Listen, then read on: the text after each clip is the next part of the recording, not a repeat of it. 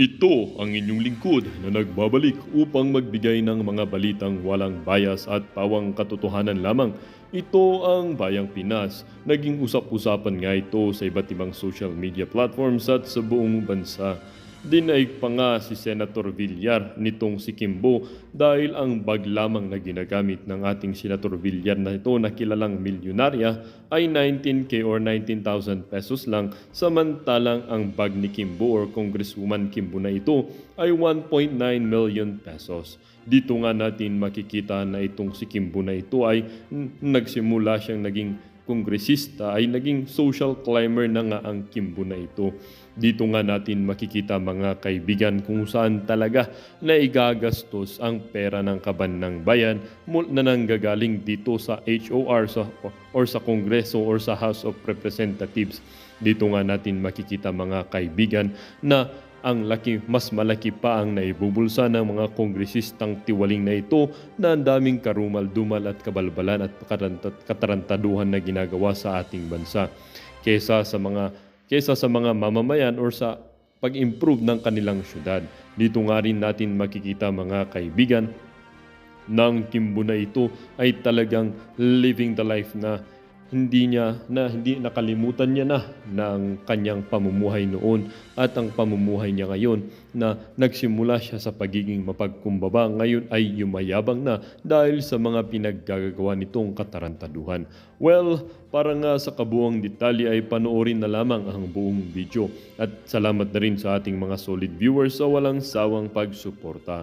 At kung bago naman sa ating channel ay syempre huwag kakalimutang mag-subscribe, pindutin ang notification bell, piliin na rin ang all upang laging maging updated sa mga balitang bago, totoo at walang bias dito sa channel ng Bayan, ang Bayang Pinas. Huwag din kakalimutang mag-iwan ng like at i-share ang ating mga videos. At kung meron ka namang pong hinaing, ang ating comment section ay bukas para sa inyong mga opinion. At muli po, as citizen of this country, always remember that your opinion matters. Do not let your thoughts left unspoken. Muli po maraming salamat and may God continue to bless our country, the Philippines.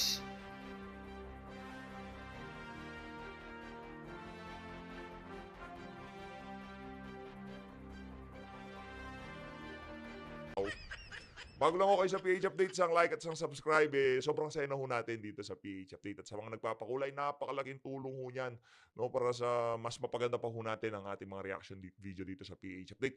At dito rin ho sa video na to, papanoorin ho natin ang syempre, ano ba naman ho ang ano natin diyan pagka pinanood natin yang si Tambaluslos at itong si Saldico. Ano bang gagawin ng dalawang yan? Siyempre, riding, parang ano yun, tandem ho yan eh. Mamimigay ng ayuda, ganun lang naman ho yun. No? Papanoorin din ho natin itong si Saldico at itong si Martin Romualdez. Napanood nyo ho yung ating intro. Kung hindi ho kayo kinakamayan at kinakawayan, wag ho kayong mag-asta na parang presidente, rockstar na sikat, okay? Nakakahiya ho. Wala namang kumakaway, wala namang nakikipagkamay. Hablot kayo ng hablot ng kamay ng may kamay. Sa mga gusto sumali sa ating reaction, sa mga gusto sumali sa ating channel, sa ating community, click nyo lang yung join button sa baba para kayo ho ang pinakaunang makakita sa ating mga reaction video. Shoutout lang ho natin na mabilisan itong mga bagong member sa ating channel. No? Maraming salamat to sa mga nagpapa-member. No? Maraming salamat sa pagtitiwala. Kay Tatay Nick, maraming salamat sa pagpapamember ha. Thank you po ha. Dito kay Friendly, kay Lourdes Pascual, na shoutout na ho natin kanina, baka hindi ho nila napanood. Shoutout to sa lahat na nagpa-member sa ating channel. Ayun na nga mga kababayan, i-play ho muna natin to. Kasi dati, pagkakakilala ho natin dyan kay Pauchip Priscilla Acosta, ano ho yan, nung panahon ni Tatay Digong, pagka nagsasalita ho siya sa Senado, para talagang mapapaniwala ho kayo, di ba?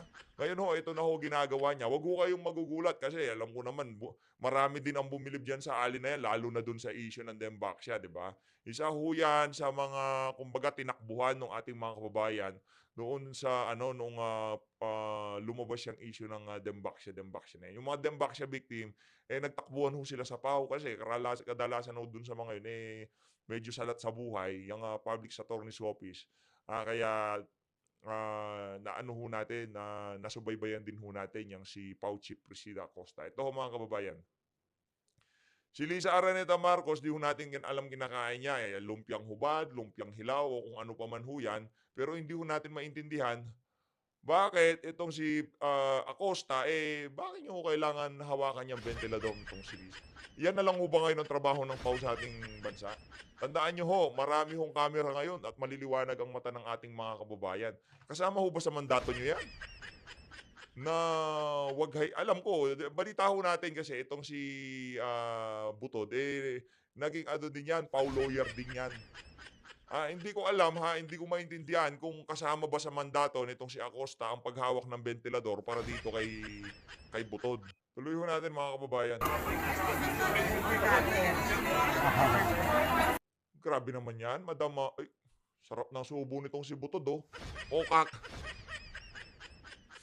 Ulitin nga natin, di ko nakita paano niya sinubo eh. Parang ang sarap ng kinakain. Ulitin ho natin, di ko nakita paano niya sinubo eh. Ito.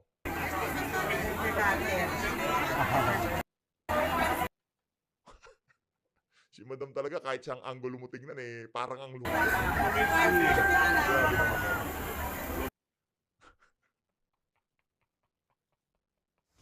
Kain lang ng kain. Habang libre. Pagkatapos nyo yan, 3 taon na lang yan. Sulitin nyo na. Oh. Grabe. Hinila niya ho si Acosta. Hinawakan niya kamay pero hindi na natin nakita pagkatapos nun. Ayun na nga mga kababayan, tanong ko lang sa Pau. Para dito kay Acosta, baka mag-bestie sila. Ganun ho ba yun? Pero hindi, di ba? Ba't mo kailangan hawakan ventilador niyan? Wala ho ba siyang close-in o kung ano mang... Head ho kayo ng public attorney's office. Tagahawak lang ho kayo ng ventilador nitong si Lisa Araneta Marcos. Hindi ko lang maintindihan. Paki-explain ho dyan sa baba. Linamon na rin ng politika itong si Pau Chief Presida Acosta. Kala ko yan Duterte supporter. Tagahawak na pala ng ventilador nitong si Lisa. Ano ba yan? Ito mga kababayan. Akala siguro nito si Kimbo makakaligtas na siya. Madam! Hiyang-hiya naman ho itong si Madam Cynthia Villar dyan sa Baguio na yan. Anak na to ako. Ito ho, bilyonaryo Kilalang pamilya bilang bilyonaryo. Pero ang bag ho niya 19,000 pesos. Hindi naman mababa. Mahal na din ho yun para sa atin. Ang mahal ho ng 19,000 na yan, di ba? Ang paka-allowance na nga ho namin sa isang buwan yung 19,000 na yan eh. Pero ang matindi ho, itong ating Bratinela dyan sa House of Representatives. Etong kilalang pamilya bilang mga bilyonaryo, nagbabag lamang ho ng 19,000. Kaya yan ang sinasabi ko sa inyo. No? Hindi ho talaga pero nasa sa inyo naman yan kung gusto nyong bumili ng mga ganyang klaseng bag kagaya kay Ma'am Kimbo, okay lang rin naman kung talagang sobrang yaman nyo na. Pero parang ang pangit ng tingnan kung kayo ay isang public servant tapos hindi nyo parang pagkakasi nakita yan ng mga mahihirap, yung ang dating parang sinasampal mo sila sinasampal mo at pinapakita mo sa kanila kung gaano sila sa kahirap. Ito pa namang mga bilyonaryo na to, kahit bilyonaryo na sila, hindi mo makikita na hindi kanila pagmumukhahing hampas lupa, di ba? Parang gano'n kasi minsan alam nyo naman mga kababayan, marami sa ating mga kababayan, lalo na pagka medyo kinakapos sa buhay, yan medyo mahiyain. Ngayon, yung medyo mga nakakariwas, ika nga nitong si Congressman Rodante Marcoleta, kung umasta ho yan, parang mga Harry Reyna. Kagaya ho ng pag-asta niya nitong si Estela Kimbo dyan sa House of Representatives. Ganyan ang ganyan na. Sabagay, talagang dyan nyo makikita mga kababayan, yung mga tao na talagang mula noong nakatikim ng medyo madami-daming pera, talagang lumabas ho ang mga tunay na kulay nila. No? Grabe naman. Bibit-bitin mo lang, kulang-kulang sa 2 milyong bag. Madam, alam ko ang kampo mo galit na sa mga nagre-review sa bag mo at mga relo mo.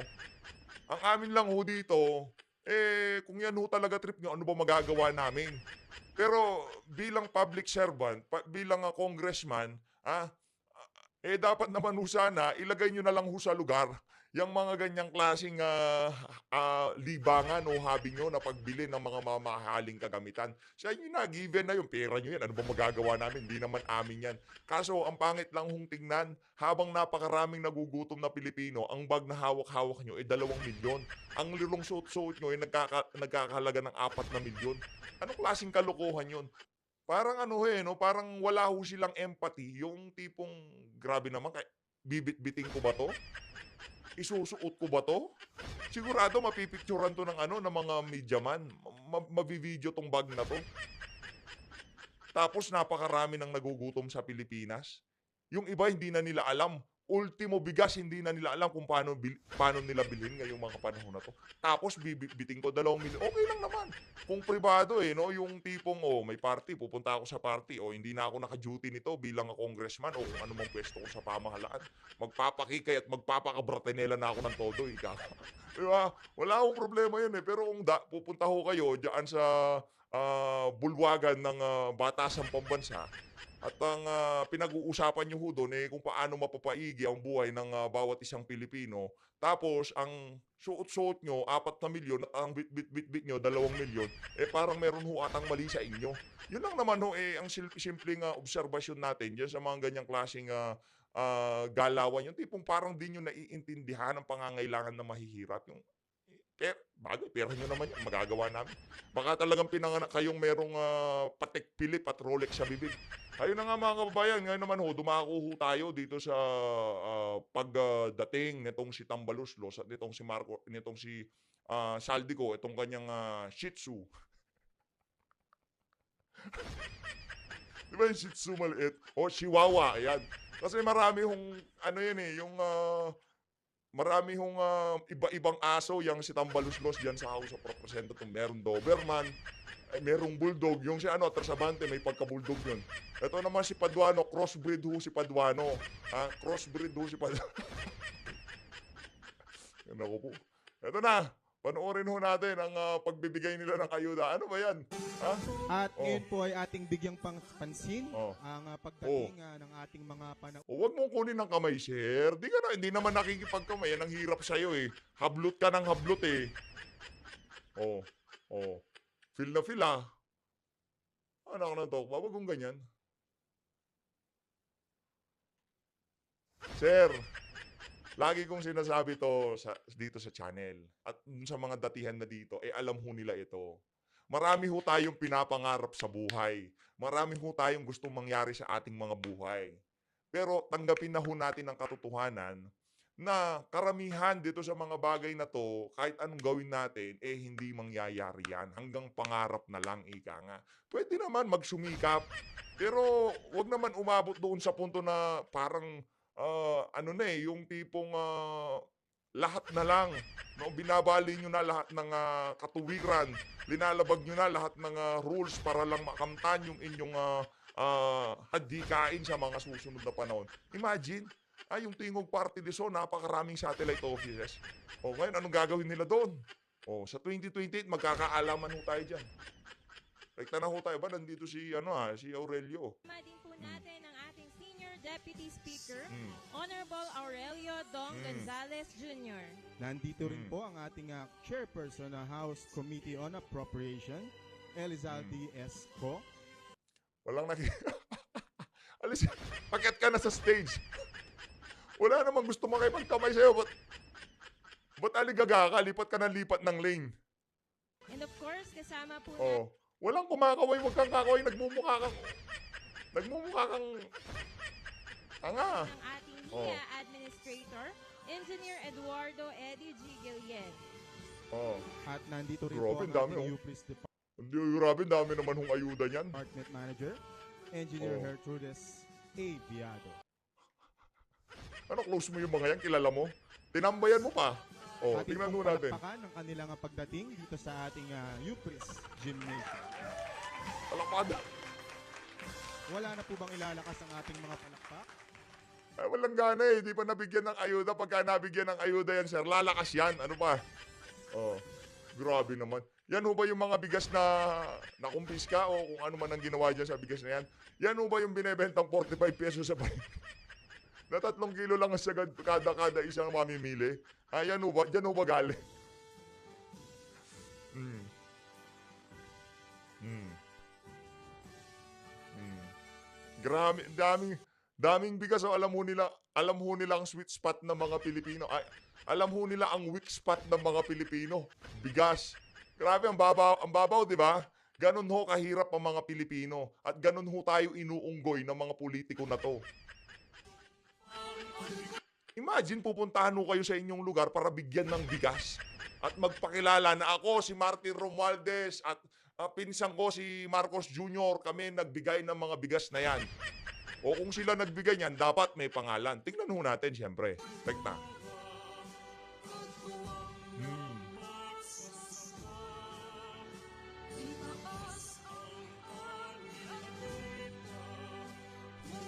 May himna. Anak ng toko, ang nangyari, puro him ang ginawa nyo. Puro kanta ang ginawa nyo sa administrasyon na to. Oh, puro kanta. Naku po. Puro him. Oh, ano ba yan? Oh, Pangulo. Sino ba nandito? Rekta na ho tayo sa pagsasalita ni Tamba. Ano ba sasabihin ni Tamba? Tamba. Yun. Kaya mabuti na lang itong mga nagdadala dito sa ating Tingnan nyo naman ho, o nga, tama. Hindi ho natin maliligaw. Ganyan ho katrapo itong administrasyon na to. Mantakin nyo yun. Pati sa ako ng bigas, binabandera ho nila yung initial nitong si Marcos, Bongbong Marcos, BBM daw eh. O, tingin pa ho tayo dito. Grabe naman ho yan, Mr. Speaker. O, ito naman. tumaas ang bilis Bumaba ang frame kasi itong Shih Tzu nagsasalita na. Ganyan ho talaga pag mababa. Sinabay ho dun sa ayan ho, yung BBM. O, tingnan nyo naman ho yan mga kababayan. O, anong kabalbalan yan? Ito lang siguro fair comparison nito kasi Pangulo si Digong, Pangulo tong si Marcos Jr. Sa lahat ng ipinamigay ni ayuda ni dating Pangulong Rodrigo Duterte, wala ho kayong makikitang Duterte. Nung nagdaang administrasyon, wala ho kayong makikita na from Rodrigo Roa Duterte. Wala hong ganon. Dahil, alam nyo ho anong tawag doon? Kabalbalan. At itong administrasyon na to, yun hong libangan nila. Maglagay ng kung ano-anong label doon sa mga ayuda na galing naman sa pera ng sambayan ng Pilipino. Hindi ho galing kay Marcos Jr. yan.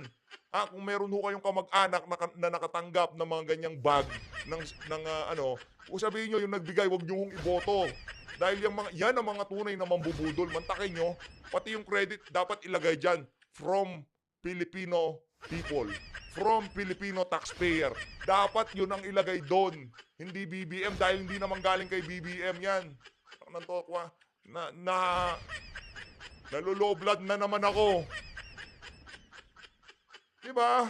Dapat ilagay dyan kung kanino ba galing yan.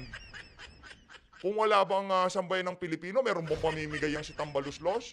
Meron bang ipamimigay si Marcos Jr.? Dapat ilagay dyan, from Filipino taxpayer. Tapos, National Irrigation Authority, lahat ng scam nandun sa ahensya na yon. Hindi, mali. Baka magalit sila. Lahat ng anomalya nandun sa ahensya na yon. National Irrigation Authority. Yung mga patubig na mga magsasaka, asan na? Patubig na lang. Basic needs ng mga magsasaka, di nyo maayos mga pagkakis kayo. Real talk. Sa mga magsasaka dito, sige nga, sa krudo pa lang, patay na ho mga magsasaka. Wala pang abono, gamot. Tapos, sino pang magsasaka? Wala na ho. Tayo hindi ho tayo nagbabadmouth dito as much as possible. Ayaw ho nating magbadmouth kasi hindi ho tayo pinalaki ng ganon. Hindi ho tayo nagsasalita ng mga bad words, ika nga. Kaya dinadaan na lang ho natin sa intensity. Nagalit nakakagalit eh. Anong ginagawa ng NIA dyan? Anong ginagawa ni Marcos Jr. dyan? BBM. Anong pakialam nila dyan sa bigas na yan? Sa kanila ba galing yan? Gusto kong makita yung may Romualdez eh. May kasama ba yung pangalan ni Romualdez dito? Nakatakip eh. Teka lang ho mga kababayan Tayo ika nga nitong si Joel Villanueva, bingo. Wala, yun lang ho nakita natin, National Irrigation Authority.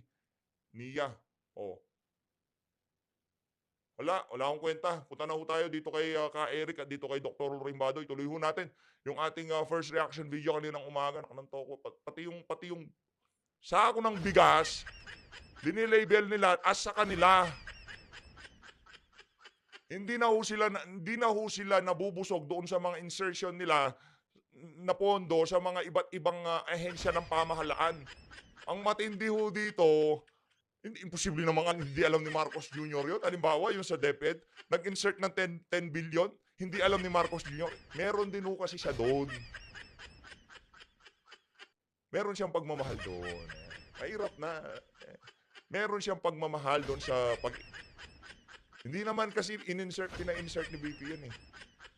Ibig sabihin, mahal ni Marcos Jr. yung pag-insert na yun. Mga walang hiya talaga itong mga tao na to. Ito, si Ka Eric at itong si Doc Badoy. Talagang, ito, pakinggan ho natin, bakit lumalagapak ang ekonomiya natin. Habang lumalagapak ang ekonomiya natin, umaalagwa naman ho ang approval rating at trust rating ni Marcos Jr. Palakpakan ho natin. Parang may mali, no? Bumababa ekonomiya, tumataas ang approval at trust rating. Tama ho ba yun? Parang meron huwatang mali doon. Hindi ko maintindihan ha. Naghihirap ang Pilipinas, nag-aali siya ng mga dayuang mamumuhunan. Habang nangyayari ang lahat ng to, tumataas naman ho ang approval rating at trust rating ng Marcos Jr. Papakamot ka na lang paano nangyayari to? May portfolio investment sa stock market, sa currency, sa Bitcoin o cryptocurrency. Yan po ay mga indirect portfolio investment. Ang binabanggit, Ma'am Lorraine, mga kababayan, na nawala for June and July ay foreign direct investment. Hindi lamang nawala, nag-aatrasan pa. For example, Nako. ang 23 billion pesos na Chinese pledge of support for economic development, kalahati po niyan ay mahigit direct investment sana na i-put up sa Pilipinas. Hindi po pogo hindi yan pogo, kundi direct investments talaga na dito magninegosyo. Nawala po ito lahat. Around $23 billion. Hindi pa kasama ang $3 billion tourism support ng mga turistang Chinese na umatras in the last 18 months dahil sa gira-girahan ni Marcos. Tatlong faktor, Ma'am Lorraine, ang binanggit kung bakit nawala ang direktang pamumuhunan at pagtatayo ng negosyo na pangmatagalan ang epekto sana sa ekonomiya. Number 1, krimen. Tumataas po ang lahat ng krimen, droga, at iba pang mga krimen, peace and order, questionably. Number 2, ang political stability, questionably. Because ang governance issue ni Marcos at ang kanyang integrity under question for the last 9 months na. Hindi siya nagpapadrug test at grabing iskandalo sa kanyang mga issue sa policy. At number 4, ang kanyang programs in direction po, hindi nakaayon para ipastabilize ang bansa upang magkaroon ng pagtitiwala ang foreign investors. Ma'am Lorraine, governance pa rin ang bottom line sapagkat kapag may good governance, may stability of politics and economic prospects ay nakaangkla din sa security and stability ng ating mga komunidad. Ma'am Lorraine. So, yesterday, no, kasi yung sinasabi mo, Eric, ganito dapat gawin ni Marcos, etc., etc., diba? But does he have the capacity to do it? I don't think so. No? Yes, He has I agree. shown very clearly that he's not fit to lead. No? Absent. Absent siya sa taas, absent dito, absent. He's an empty vessel. He's fully incapable. And in fact, he's not the one running our country right now. We can see that very clearly. And which is why I was reading Cito Beltran's column yesterday Ganda. at ang title niya, Our Own 9/11. Inihahantulad niya ngayon ni Cito Beltran ang dinadaanan natin ngayon na 9/11, yung pagbagsak ng Twin Towers, no, yung trahedya na nangyari sa Amerika. And may I please quote, no? It's a very long article, but these are some of the pertinent parts. Sabi niya, we now have a slow and long-form political 9/11 that classifies as a constitutional crisis that no one has called out. Why hasn't anybody called out to this? Agree. Because press freedom no longer exists in this country. Okay? The courts are not respected. Yes, correct. And may I continue? He says, both houses of Congress have taken it upon themselves the position and power of law enforcement and criminal investigators, conducting hearings that look and sound more like interrogations and cross-examinations. They have Grabe. conducted themselves in like manner as state prosecutors. They have used their power to detain and threaten individuals with incarceration at local or state penitentiary for contempt. The problem with the congressional concept of contempt is it translates to, quote, I'm not happy with your answer, or, quote, you are not saying what we want to hear, unquote. They are essentially squeezing confessions and admissions from their resource persons. They have publicly disregarded certain rights of individuals, ignored privacy laws, ignored rights against self-incrimination, interrogated or cross-examined witnesses far beyond the norm of legislative investigation of resource persons in applying contempt charges, etc. So anyway, that's Ma'am, it, at hindi basically. nakita yan. Yeah. Sa iba pang mga nakaraang administrasyon. Never seen before. Never. That's why Terrible. we really are in our own 9/11. No? At pag Pabagsak. sinabing 9/11, pabagsak po at bumabagsak na ang buong lipunang Pilipino, not just the Marcos administration. Wala ngang Eric, wala nang presumption of innocence, walang due process, walang rule of law. Walang Sila lang korte. kung sino Wala lang lahat, sila. wala. If Kung the sino court yung will batas. decide, ma'am, Yeah. kagaya sa Davao nangyari, tapos. Yeah. Will not follow that. Hindi sila susunod. Hahabulin pa At namin ang idedemanda judge. pa. Yun. Tatakutin pa ng demanda. Correct. No, And yung I- Wala na yung rule of law, wala na ho dito sa bansang to. Ang ano na lang ho talaga, ang talagang gumagana na lang ngayon, yung bag at mga relo na yang si... So, ma'am, it's very hard on your part to understand that Nakakalungkot because ka, the ano? majesty of the law was observed by your father Yeah. when he was justice sa Sandigan Bayan. Yes, At hindi yes. siya nagpatakot, No. hindi siya nagpa-influence na ang mga kaso ay na hinahawakan ay takutin sila. Ito ngayon lantara ng pananakot. I also saw it, Eric, with President Duterte. Duterte. He was really and truly a man of the law, which is why nga nailibing itong si Tatay niya. Ferdinand Marcos Sr. Kasi ho, kung walang law, narinig ko to kay Tatay Tigong, kung walang law, ano pang meron tayo? Wala na. Pagka yung mismong batas hindi na natin sinunod, kasi kaya nga lagi tayong bumabalik doon sa saligang batas. Kung yung mismong saligang batas hindi na natin sinunod, ano pang meron tayo? Lawless. Yan. Lawless states. Hindi naman dahil love niya yung mga Marcos, no, because No. that's the law. That's the law. And he wanted to unite the country. Enough. This is what the law says, diba? So Exactly. he is a man of the law. Remember, Eric, we had that thing we had a discussion before, and I said, what do you like the most about the president? Me, I loved his compassion, and then you said he was a man of the law. Yeah. Diba? Agree. Like that. At kahit ngayon, hindi niya ginagawa yon. Sabi niya, I want to see more sana si Marcos going towards democratic governance. Yeah. Rather than authoritarianism, short of saying na nagiging diktador na po ang mga hakbang niya. At talagang pang-diktador. Kasi para sa kanya, siya lang masusunod at kung anong sasabihin niya at ng kanyang mga bulong group, bulong brigade, na mga wala naman katungkulan at walang mandato at mga abusado, yun ang masusunod. But President Rodrigo Duterte even gave him the benefit of the doubt. Kaya nga sinachallenge siya magpa-drug test ka so that the integrity to the office of the presidency will be restored. Yun po ang purpose niyan. Kasi wala na talagang integrity. At binanggit ni Dr. Michael Bato, governance has been a major issue kung bakit hindi nagtitiwala ang malalaking mamumuhunan para magnegosyo ng pangmatagalan sa ating Nag-capital bansa. flight na. Yeah, Nagliparan capital ng flight. capital. And can we read the statement also of spokes, Harry Harry? Roque? Kasi Sige. pinapasight siya ng contempt, no? Na, Kahit portions sila yeah, ma'am. labas na Ma'am, talaga. ikaw magbasa. Na meron ba dyan? Mayroon. Labas na labas. Ay, Okay.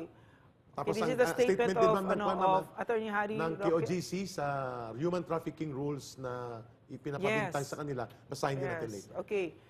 This is the statement of spokes Harry Roque about the September 11 House Quadcom meeting. Okay, it's the House of Representatives Quadcom's current inquiry is a political inquisition against the Duterte family and me as their outspoken ally. Okay. Okay, go ma'am. Where's that? Its target is obvious. President Rodrigo Duterte on the issue of EJK, Davao 1st District Representative Polong Duterte, Mans Carpio, you're going too fast. Okay. On the issue of Pogo, Cassandra Leong clearly stated that I am not a lawyer of Lucky South 99. This should have been the end of the story on the issue of Pogo. Cassandra Leong clearly stated that I am not a lawyer of Lucky South 99. Okay, This should have next. ended it, di ba? Yet Correct. Quadcom hasn't stopped their political harassment and power trips. Okay, next. So, basically that's it. Kasi ang punto Yeah. nito, ma'am, private person po si Attorney Harry Roque. Hindi na po siya government official. For him to be required to submit